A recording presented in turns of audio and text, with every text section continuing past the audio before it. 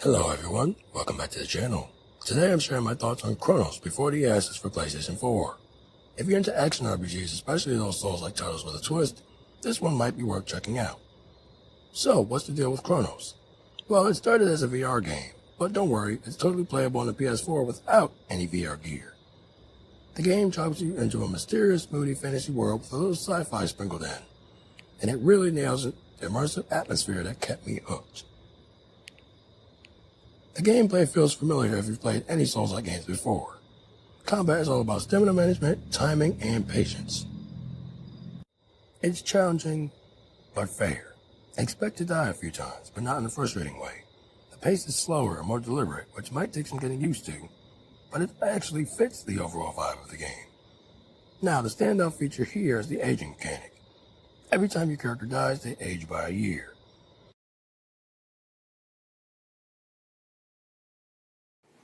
And as you can see here, my character, after dying quite a few times now, of course she looks way older than she should be. However, this is customary if you die too many times. You start to physically age. So, here she is. Back to the rest of the video, shall we? This means your stats and abilities shift over time. Early on you're strong physically, but as you age, you naturally lean more into magic in different playstyles.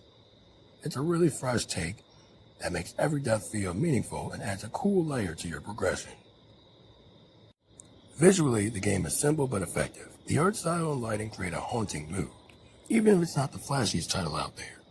The music is subtle and mostly quiet, but it ramps up at just the right moments to add tension, especially during boss fights. Story-wise, it's minimalist. You won't get tons of cutscenes or exposition.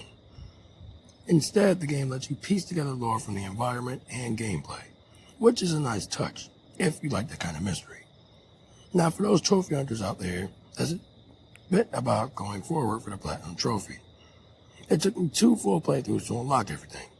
The game's aging mechanic and branching options means you'll want to experience different paths to earn all the trophies.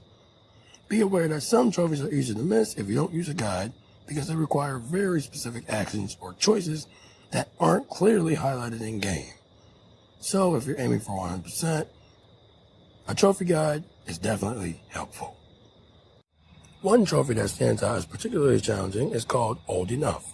It requires you to complete the entire game while dying no more than 3 times. That's right, no more than 3 deaths throughout the entire game. Considering the game's difficulty and the inevitability of some deaths, this one takes a lot of skill and patience to pull off.